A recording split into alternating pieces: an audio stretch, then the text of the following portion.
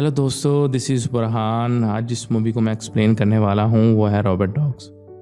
अगर आप मेरे चैनल पर नए हैं तो आप इसको ज़रूर सब्सक्राइब करें और आने वाली जो मूवीज़ हैं उनको मैं एक्सप्लेन करूँगा और आप उसके मज़े उठाएं। मूवी के शुरू में हम देखते हैं कि एक कुत्ता एक पिंजरे में बंद होता है और वो करीब खड़े बच्चे पर चला रहा होता है। वहाँ पर एक आदमी आ जाता है और वो बच्चे से कहता है कि उस कुत्ते से दूर रहे, वो बहुत ख़तरनाक है। अगले सीन में हम देखते हैं कि एक आदमी गाड़ी में बैठा किसी का इंतज़ार कर रहा होता है। वो बहुत परेशान दिख रहा होता है और उसके पास बहुत सारे वेपन होते हैं। उसका चेहरा बता रहा होता है जैसे वो किसी बड़े मामले में इन्वॉल्व हो। उसी टाइम वहाँ पर पुलिस वाले आ जाते हैं और उसे गाड़ी वहाँ से हटाने का कहते हैं, मगर अचानक से वो एक मास्क पहन लेता है और गाड़ी से निकलकर पिस्तौल से फायर करना शुरू कर देता है। वहाँ खड़े बच्चे, औरतें और बूढ़े लोग बहुत घबरा जाते हैं। वो पुलिस वालों को जान से मार देता है और अपनी बाकी टीम के साथ गाड़ी में बैठकर वहाँ से भाग जाता है।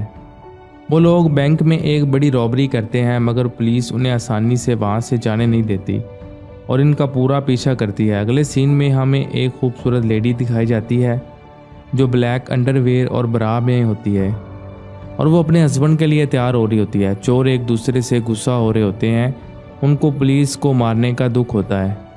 वो छुपने के लिए एक होटल का सहारा लेते हैं, मगर वहाँ पुलिस को जल्दी पता चल जाता है कि ये वो चोर हैं और वो एक दूसरे पर फायरिंग शुरू कर देते हैं।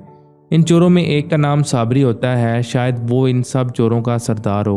वहाँ पर चोरों और पुलिस वालों के दरमियान फायरिंग हो रही होती है और चोर पुलिस वालों से बचने के लिए उस औरत को और एक आदमी को बंदी बना लेते हैं और वो पुलिस वालों को कहते हैं कि अगर उन्होंने कोई चालाकी की तो वो इस लड़की और आदमी को मार देंगे। चोरों में से एक के हाथों से गोली चलती है और वो आदमी मर जाता है और वो इस खूबसूरत औरत को बंदी बनाकर उसकी गाड़ी में ही वहाँ से भाग जाते हैं। उसके बाद हमें मूवी का दूसरा रुख दिखाया जाता है, जहाँ पर एक नज़र वाली ग्लासेस पहने एक आदमी अपनी बच्ची के लिए कुछ खिलौने ले रहा होता है। 4 चोरों में से एक को गोली लग जाती है। वो बाकियों से कहता है कि वो इस गाड़ी को छोड़कर किसी दूसरी गाड़ी को पकड़ ले और यहाँ से भाग जाए। वो एक खुफिया जगह पर जाते हैं, मगर पुलिस वहाँ भी उनके पीछे आ जाती है। वो इस जख्मी चोर को छोड़कर वहाँ से भाग जाते हैं।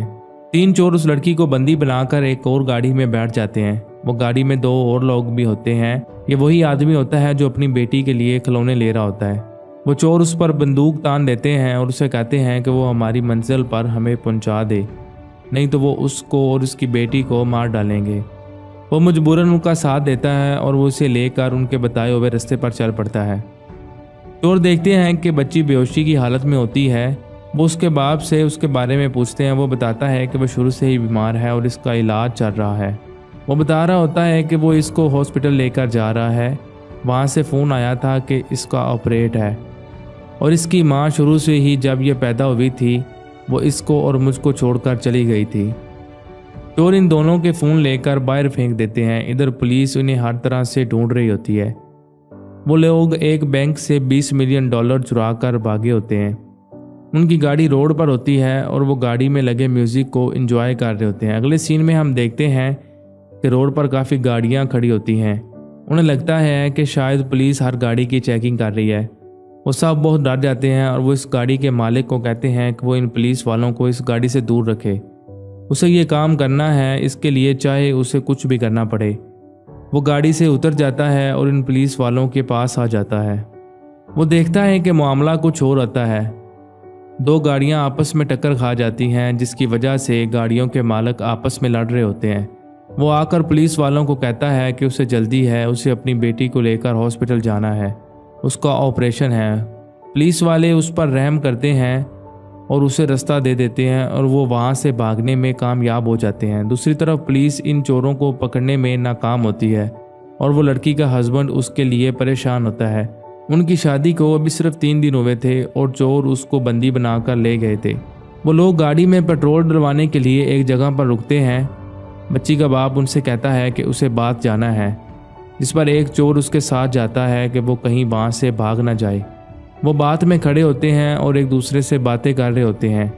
वो आदमी उस चोर से कहता है कि वो इस काम में प्रोफेशनल नहीं है और वो किसी मजबूरी की वजह से ये सब कर रहा है।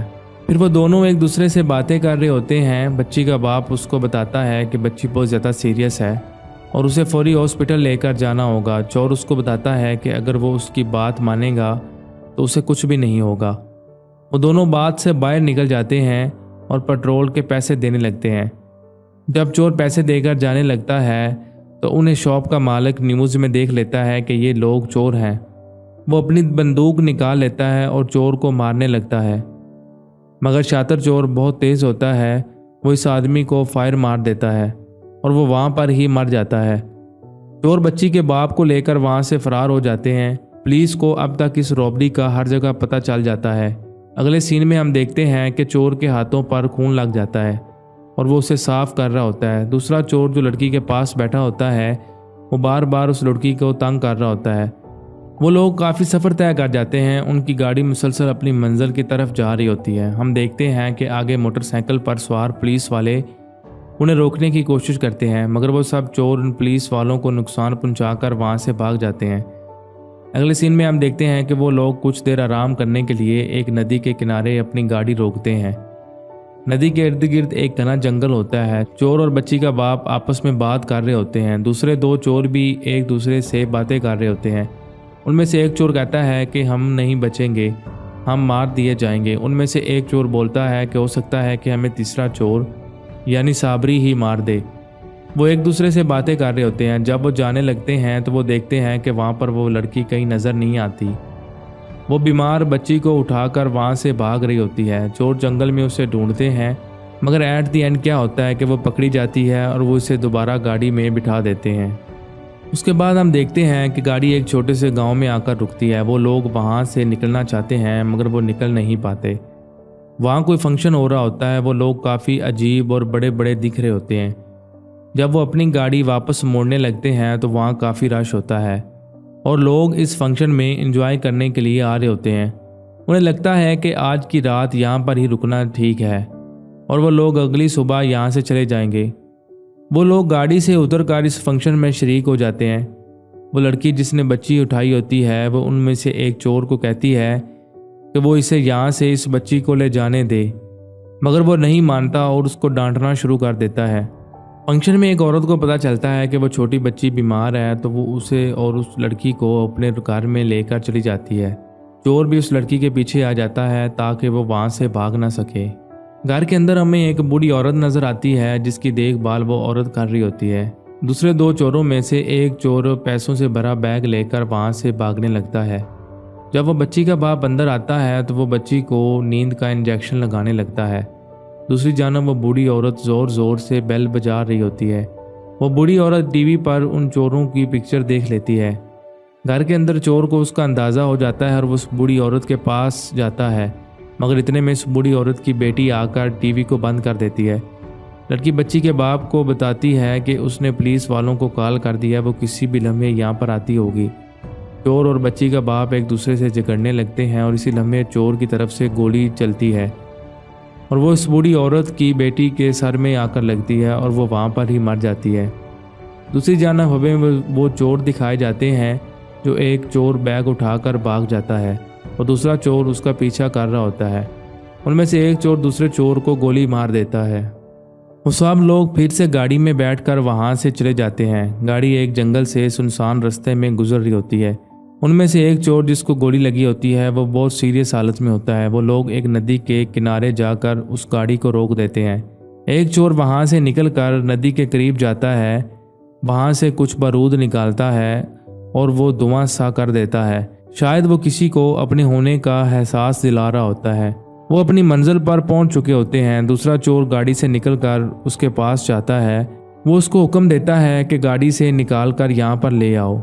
जब वो चोर गाड़ी के पास आ रहा होता है तो बच्ची का बाप सीट के बैग से पिस्टल निकाल लेता है। वो चोर जब उसको और लड़की को बाहर निकालता है तो वो बच्ची का बाप दूसरे पर फायर शुरू कर देता है। वो भी आगे से फायर करता है, मगर एक फायर लड़की को लगता है जिससे वो गिर जाती है। वो बच्ची का बाप उन दोनों चोरों को मार देता है। जब लड़की के पास जाता है तो वो उसकी तरफ हाथ बढ़ाती है, मगर वो उसे भी मार देता है और उसके बाद वो तीसरे चोर को भी मार देता है और वहाँ से पैसों का बैग लेकर फरार हो जाता है। स्टोरी के एंड पर पता चलता है कि वो चोर बच्ची का बाप नहीं होता, बल्कि वो एक किडनैपर होता है और उसने उस बच्ची को किडनैप किया होता है और वो उसके घर वालों से अच्छी खासी डिमांड करता है। मगर वो जब देखता है कि यहाँ $1 मिलियन की बात है तो वो इन सब को मार देता है और वो पैसे लेकर वहाँ से फरार हो जाता है।